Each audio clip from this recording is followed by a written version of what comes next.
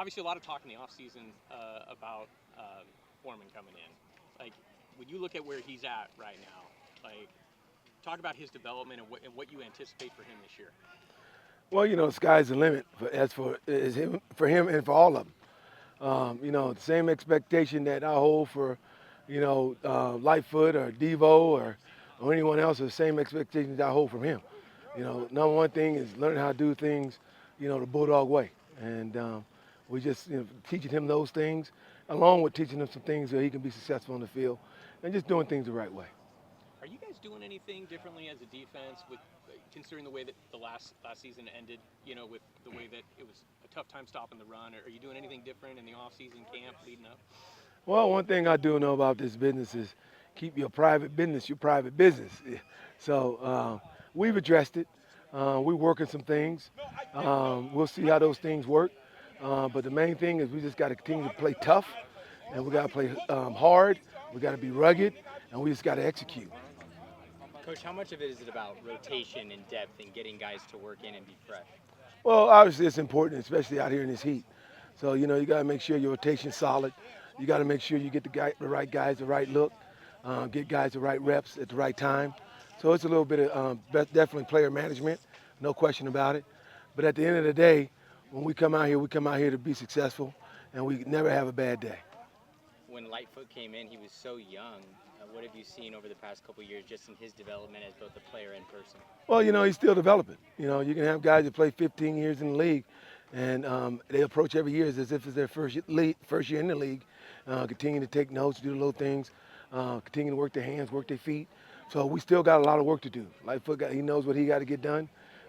Each guy knows exactly what they got to get done to improve, to get better, so we can have a better year than we had last year for sure.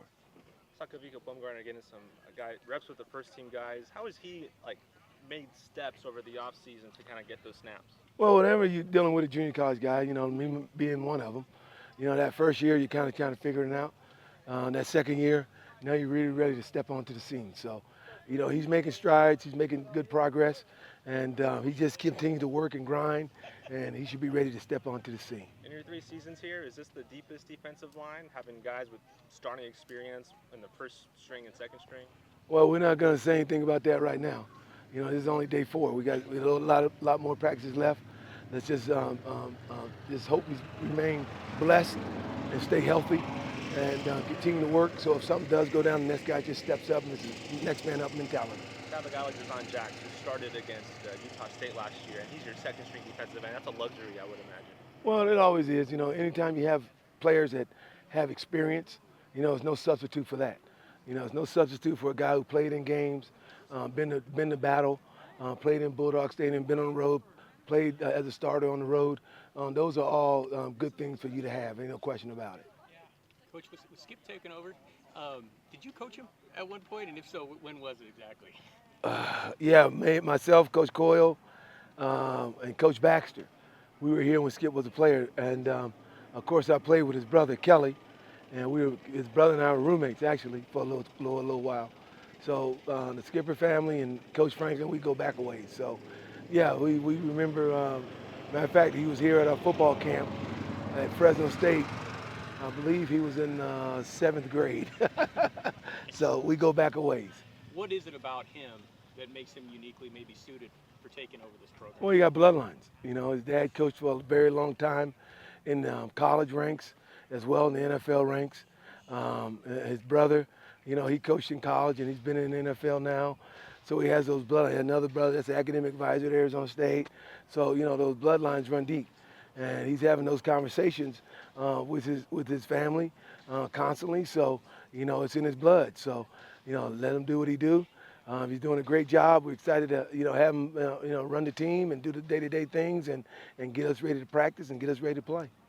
One final thing for me, just obviously Foreman got a lot of the headlines in the offseason, but Lafitte coming in. What's his ceiling, and how important is it to add, a guy like that from a Power 4 school? Well, again, what people fail to realize is if they look up the history of the name Lafitte, they'll know Terry Lafitte played offensive line here on the '85 championship team. And then Lafitte's dad, Dion Lafitte, played linebacker here when we played Ohio State in the kickoff classic. And his dad was, I recruited his dad out of high school, so I known the kid way before he fell out the womb. So, there's Bulldog bloodlines, and it's amazing how thick and how deep those Bulldog bloodlines run.